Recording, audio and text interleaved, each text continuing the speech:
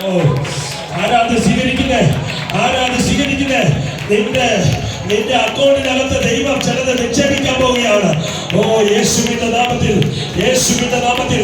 മുഴുവൻ തുരുമാലിച്ച് തിരിച്ചു പോകുന്നതല്ല, ഇത് ദൈവരാജ്യത്തിന്റെ അക്കൗണ്ടാണ്. ഈ അക്കൗണ്ട് കണക്കുണ്ട്.